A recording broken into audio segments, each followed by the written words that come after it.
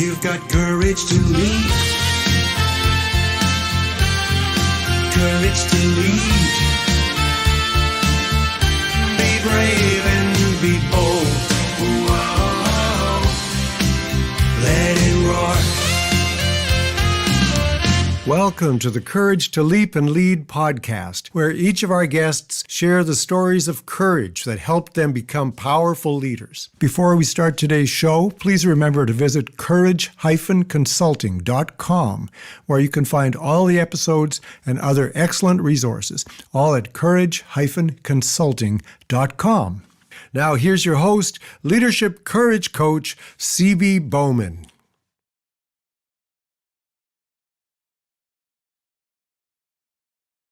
Hello, everybody. It is C.B. Bowman live. And I hope that you know that the best place for us to talk is through my newsletter. So, of course, you didn't know this because I hadn't started it yet. I'm just starting one. And I want you to be part of it. So please send me your email address or go to my website and sign up. And that website is 𝗏𝗢𝗓consulting.com. Pretty easy to remember, right? Hey, we have a great guest on today. We have a doctor. You know, my mom always said, marry a doctor. Didn't quite work out that way, but he's a good husband.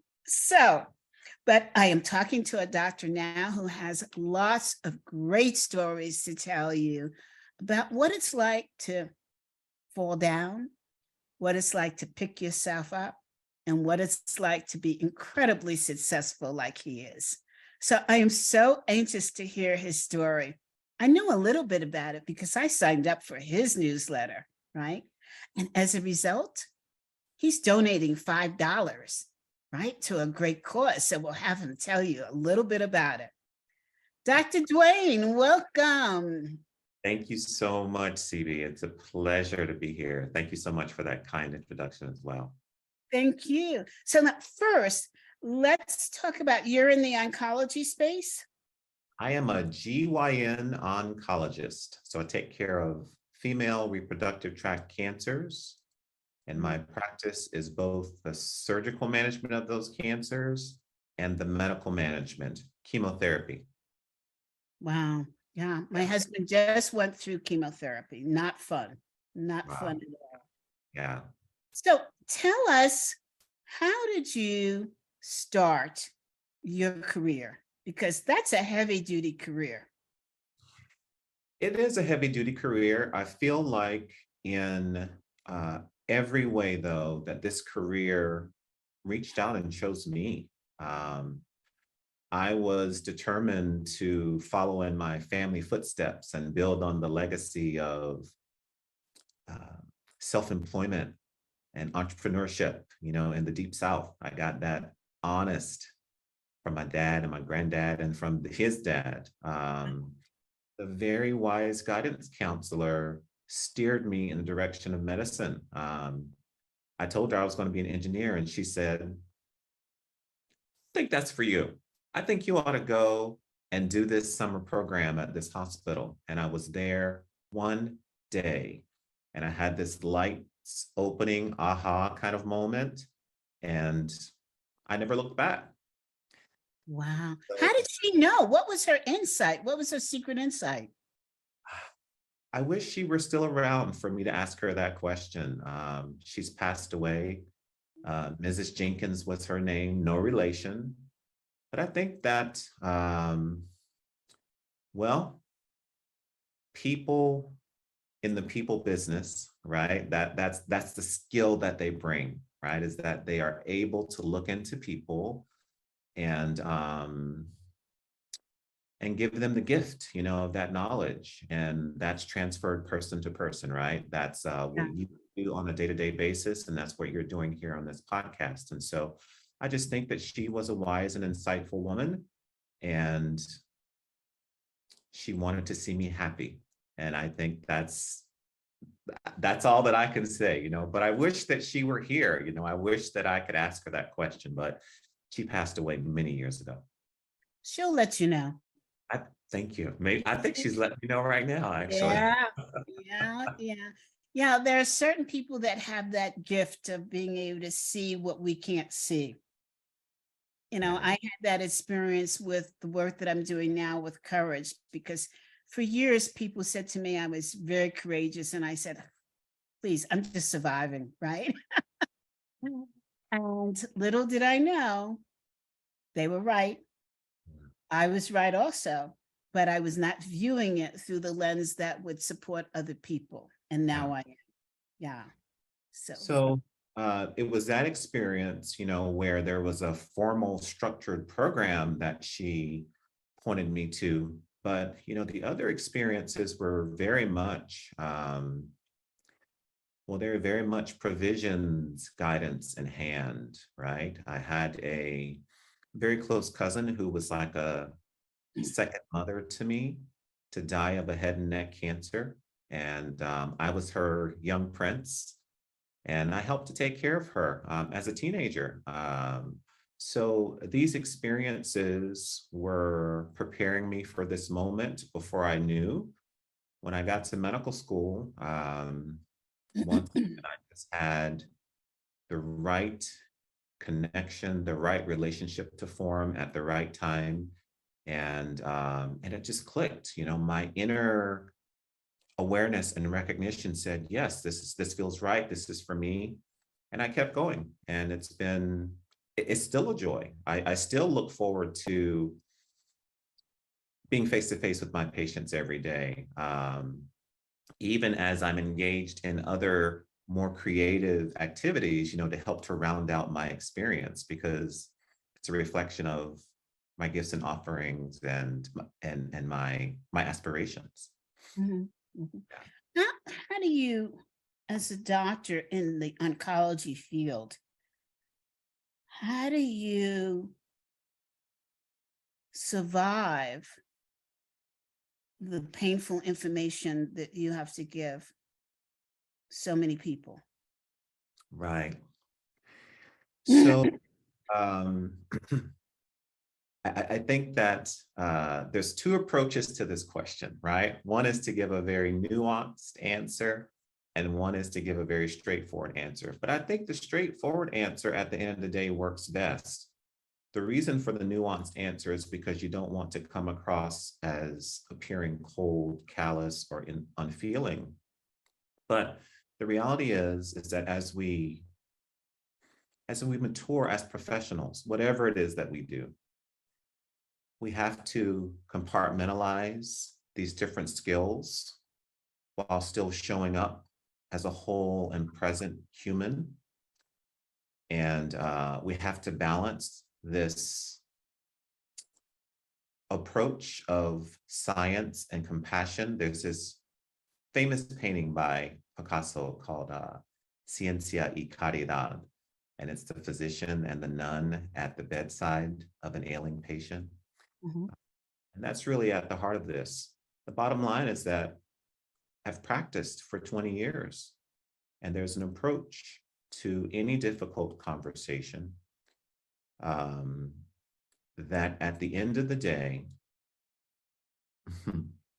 it really boils down to being aware of what's happening inside of me every single day, at every single moment, doing the business of tending to my needs before I get to the patient's bedside, so that when I'm there, I can be present for that patient. I can extend myself, extend my compassion, but make it about the patient and not about me.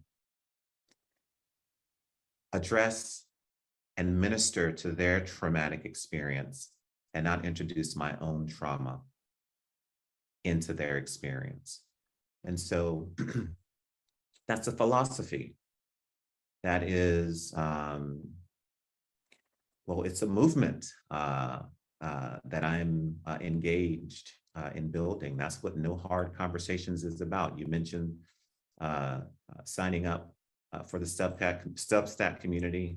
That's really what it's about. It's about engaging in this dialogue that says, there's no way that you can take care of others unless you are rigorously, arduously, ruthlessly even focused on taking care of yourself.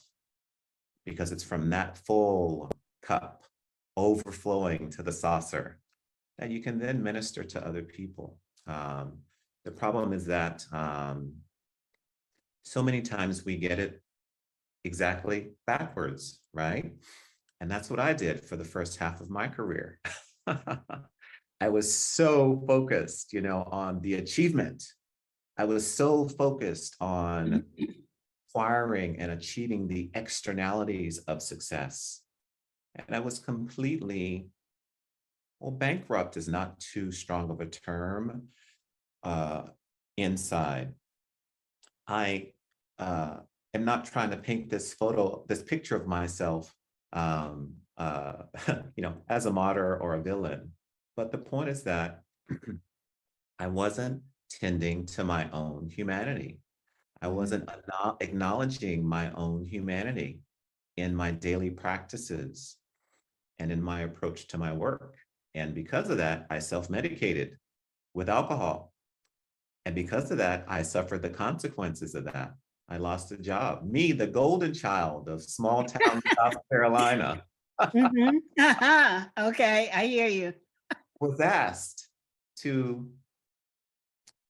was given an invitation to find employment somewhere else. That was a wake I up. like how you put it. Yeah, that was a wake up call that I never ever expected to receive in my lifetime, because it wasn't consistent with my view of myself. It wasn't consistent with the view that was handed down to me. We talked about that generational legacy, but at the end of the day, it was where I found myself. And so I had two choices: come to terms with where I found myself, or to continue to live in denial. And now, looking back in retrospect, the way I frame those choices are, I had the choice to learn to grow in courage, or to die wishing that I had. And so that's my approach to these fear situations, to these shame situations today, because of the knowledge and the wisdom and the skills that I've learned recovering from that failure. So it's a long answer, and it ended up being fairly nuanced, but I hope it answers the question. Such a valuable answer that we can end the show now. I'm speechless because I'm not quite sure where to continue the dialogue. Wow, I have to digest this. Take your time. I have nothing else on my calendar today. Wow. As long as you want. I think the first thing is, how do you separate? How do you identify these compartments? Okay, that seems to be the easier of the task. But then how do you go about putting the right things in the right box at the right time? Yes. Well, let me repackage one of those concepts. So out of necessity, we have to speak of ourselves as siloed beings, right? We speak of ourselves as mind, body, and spirit. That's out of necessity, right? We have to have some construct in which to contain this dimension of our experience, of our beingness, right? But in lockstep with that is this fundamental understanding that we didn't come into this plane of existence, if you will, into this world. We did not come from my mother's womb. We're supporting and celebrating maternal health, actually, all month long, all right? This week, we're focused on Black women's maternal health, but we didn't come from our mother's wombs. as siloed beings. Oh, here's my mind. Oh, here's my body. Oh, here's my spirit. Oh, okay. At one spectrum of experience. And then out of necessity, we had to learn these constructs. We call some of them language. We call some of them religion. We call some of them family structure. And they are different all over the world. And they have been different throughout time. But at the end of the day, the point is that we take these constructs, we make them our own. The constructs don't make us what we are, okay? So to answer your question specifically, I have to show up as the whole person every time, which means that if I am sitting in this chair right here, all right, we're going to pull back the layers a little bit, all right? So I swapped out my chair because I was sitting here and I was like, oh my God, I'm kind of feeling like a schoolboy. And I don't want to, you're right. I don't want to deliver that energy to the guests because I know who I'm sitting in this seat trying to reach. I know the reason why I came on this podcast. Tell us why. I know because at the end of the day, I know the messages that got me from that point of failure to here. And I know that there's tons of people who look like me, who feel like me, who have that same small town experience, who may or may not be queer, but who feel other, who may or may not have a grandfather that looked them in the eye and said, you have to be true to yourself when I came out as gay, but who have other family members who are not as supportive. Do you hear what I'm saying? So yes, that's the person that I'm trying to strengthen. And I didn't want that message to be camouflaged by my discomfort by sitting in the wrong chair. So I said, hey, you know what? Let's go and swap the chairs out so I can be here and fully present with you, and by extension, here and fully present with the person that I'm seeking to minister to. And it's the same thing on a daily basis with patients. I am notorious. We know that now. Notorious for which, though? You can fill in the blank there many ways. But that expression on your face was enough. But I am notorious in the operating room for showing up when I'm ready. This is one of the things that I say on my 5 Things I Wish I Knew video. It's on my website before becoming a surgeon athlete. It is so much better for me to spend a few extra minutes in bed. Wait, okay. I hate to cut, but go back. Because when I saw that on your bio, I said, surgeon athlete? What does that mean? Yep. So it really is at the heart of all of these things that we're talking about here, showing up for the patient. What it means is that I have to recognize that there is a conditioning process here that is required of me as a surgeon.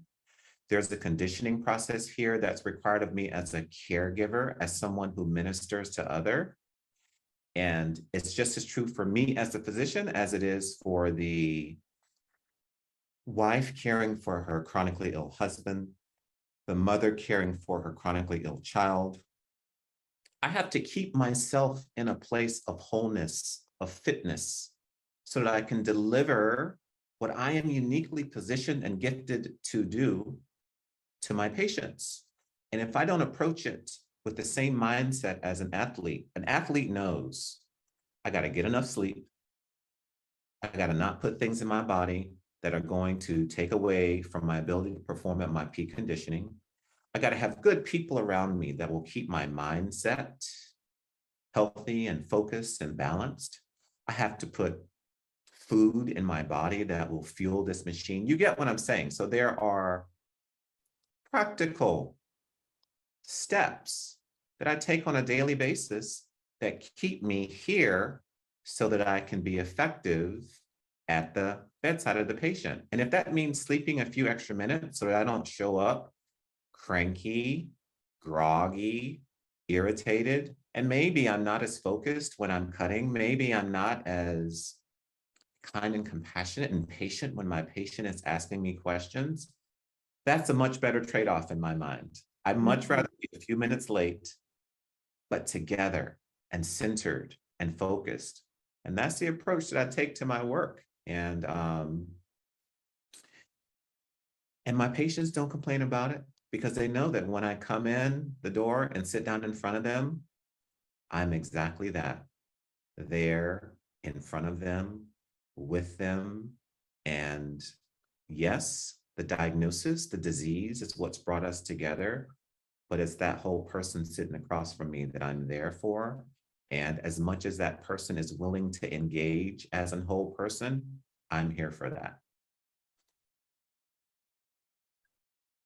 You know, I'm so centered on your conversation, Yes. and my mind is spinning at the same time because I'm thinking about what we've just gone through, and my husband's doctor. I was measuring him based upon what you just said. Yeah. And it's very interesting because he came highly recommended to us by somebody we totally respect. And I didn't feel a connection with him at all. And I sat back and I said to myself, why is this? I mean, I was at the point to say to my husband, let's change doctors, right? Yeah. And then I said to myself, well, you know, CB, cut this guy some slack, because he has to deliver these messages day in and day out. Yeah. So he's built up some sort of wall that works for him. Well, That's the operative word, works for him. Yeah. It didn't work for us. Yeah. And so I casually mentioned it to him at the advice of another doctor. And he just smiled. But the next time when, you know, we had gone through the chemo and we had to do the body scan again, and I did all my research on Google on what that meant, because nowadays you get the information as fast as the doctor. Mm-hmm. And I couldn't understand why he was so cavalier about the results. Meantime, I'm hyperventilating, right? Based on Google. Yeah. And so we got in and he gave us his results and he said, this is really good news and blah, blah, blah, blah, blah, blah. And I'm sitting there just staring. And finally I said to him, well, I don't understand how you're giving us this news, because based on Google, he had the biggest smile on his face ever. And he just looked at me and he grinned and he said, please stop reading Google. Please stop Googling. Finally gotcha. And it was like the ice was broken, but it took that much. It took Google to get this guy to smile. Relax. So how's your husband doing now? He's good. He's good. Thank you for asking. Yeah. Yeah. Good. He's back to his irritating self. And you're still with the doctor? Yes. Yeah. Good. Yeah. See, this is a many-pronged, well, dilemma, problem even, if you will. And it's the reason why I'm doing all the things that I'm doing. Because yes, patients are very often frustrated, but guess what? Physicians are frustrated too. Yeah. Because physicians increasingly are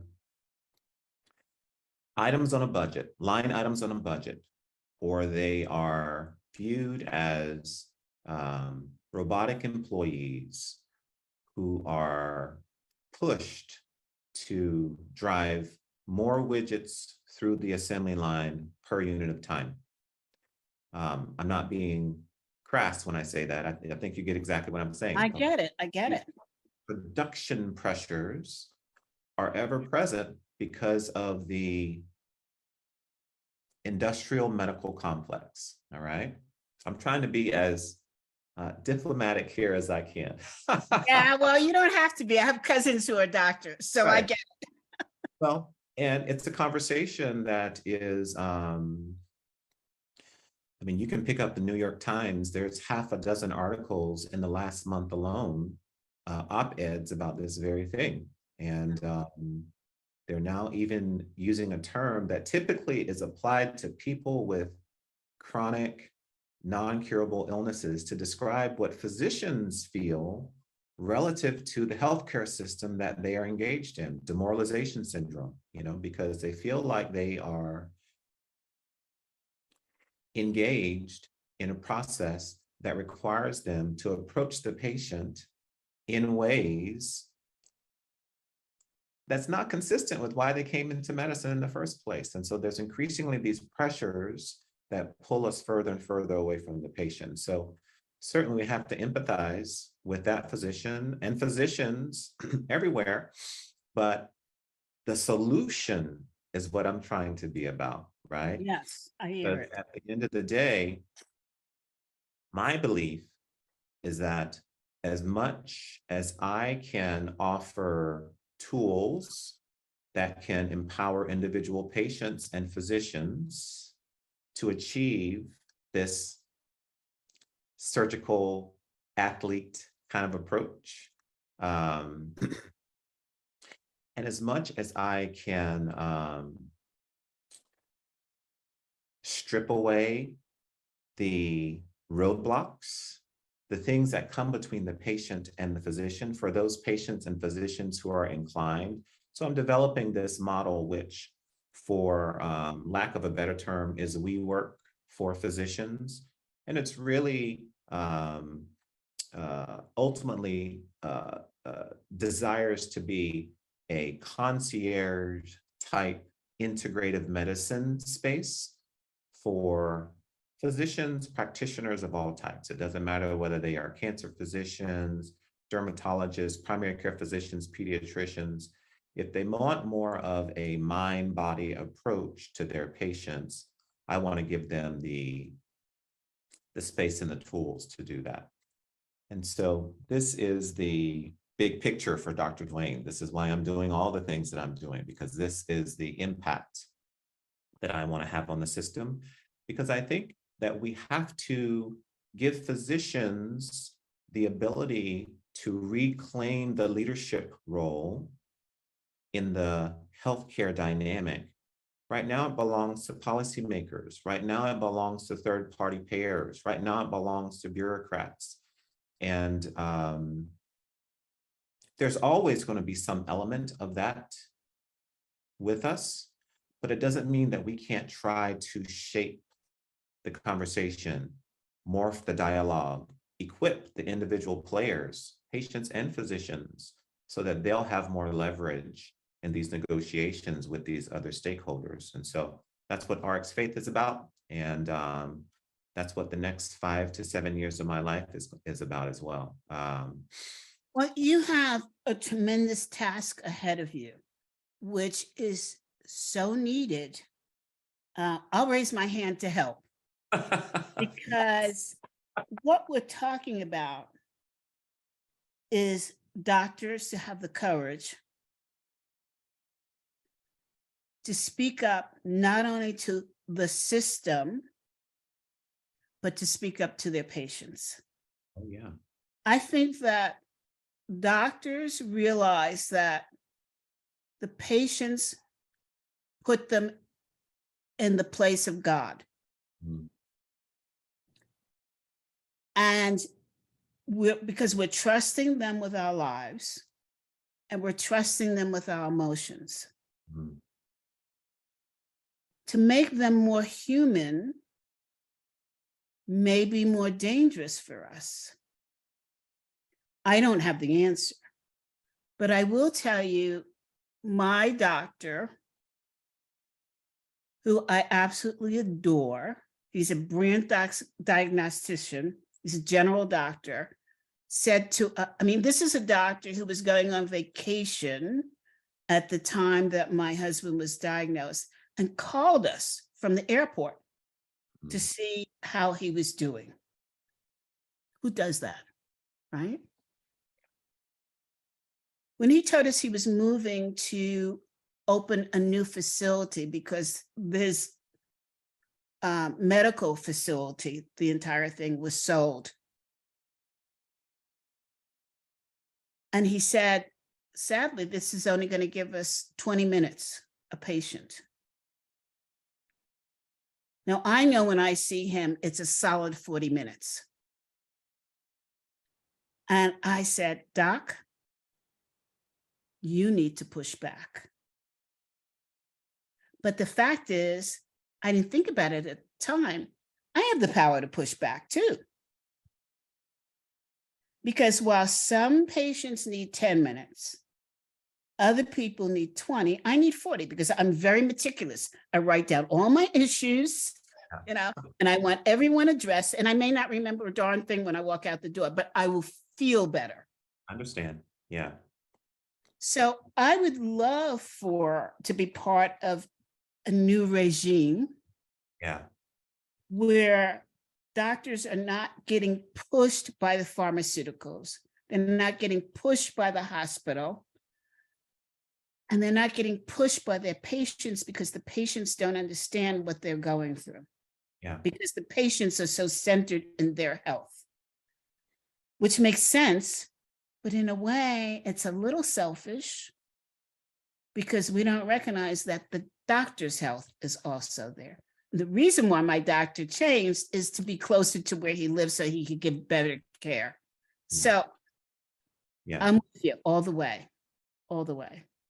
Well, and the courage to do all of those things without question is needed. But in my view, what requires more courage is the courage to say those things to yourself. Yeah. As the physician and as the patient, because as much as it's fabulous that your doctor calls you from the airport, over here in my doctor and my surgeon athlete mind, I'm thinking, now if I were his coach and his mentor, I'd be making sure that he had boundaries that he was setting around his own personal life, because those boundaries are him acknowledging his own humanity. And that is the point right there, right? So in order for us to most effectively, this is the whole reason why you're doing this podcast, all right? It's the whole reason, because my experience as a human strengthens another's experience as a human. And so if we can see each other as human and human before we see each other as doctor and patient, well, then the therapeutic ability is going to be exponentially increased, right? Exponentially improved. And I hear you, and I agree with you. And I think, in all fairness, in all transparency, he was leaving for 3 weeks on vacation. So I understood that move. We had been with him for like 4 years. And it's not a criticism. No, I know. That's why I'm supporting you in what you're saying. I think it's all relative, right? Yeah. When you develop a relationship with your patients, it's as you're saying, it's making the right move for both. Yeah. Right.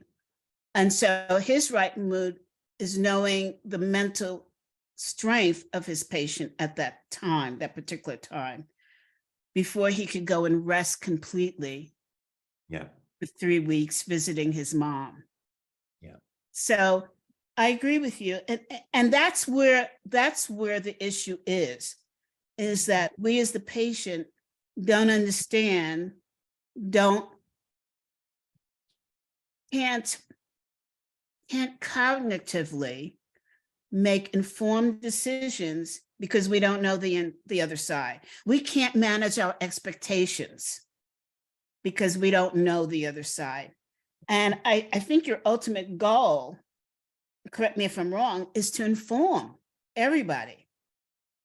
It's definitely to inform, but it's mostly to empower and to equip, because, well, there's multiple things, but I think that the two most important are that everyone has different priorities and people all choose differently.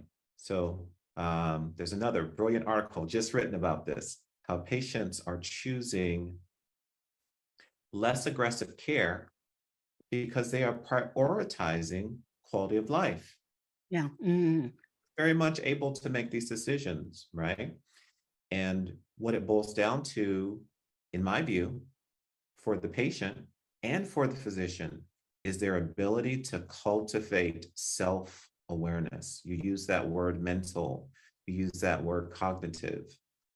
And I was thinking this is a perfect lead-in into meditation, because meditation is really at the core of everything that I'm talking about here. So that ability to show up at the bedside, present and focused, that ability to dissect lymph nodes off of the great vessels in the pelvis, you know, with care and precision and speed. That ability to do that is supercharged because I have a disciplined meditation practice. Because what that meditation practice does for me is increases my ability to be present and aware so that I can see when I'm getting a little off beam, when I'm sitting with my patient, I can inquire with myself. Now, what does that tell me about me in this moment? And I can dissect it right there while I'm listening to the patient. You know, I can do that. And so this is the point, that there's this muscle that I want to convince people is worth their while to flex. And it's whether they're people of faith or not. It really is not about any tribe that you're a member of, other than being a part of the human tribe. But this muscle can help us to do all the things that we do much more effectively. And most importantly, it can help us to minister to other people more effectively because we're taking care of ourselves more effectively. That really is the core message right there of every platform that I'm putting my time and treasure into these days. It's about real clear on what you want for yourself, and then developing the self-awareness muscle so that you can choice by choice move in the direction of achieving it. Would you say that